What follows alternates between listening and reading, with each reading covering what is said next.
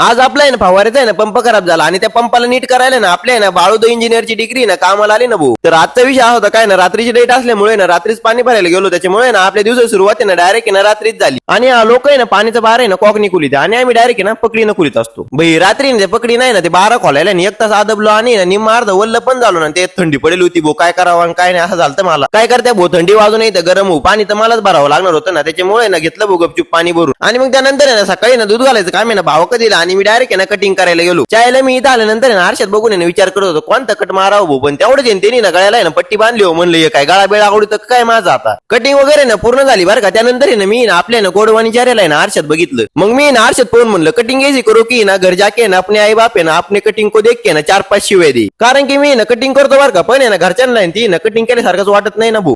ती कटिंग गेली भाऊ काढण्यात त्या कटिंगच्या नाव माझं आहे ना फवारा मारायचा राहिला निकडं म्हणलं घरच्यांनी कटिंग बघायच्या अगोदर आहे ना पंप उचला आणि डायरेक्ट आहे ना वावरात नंतर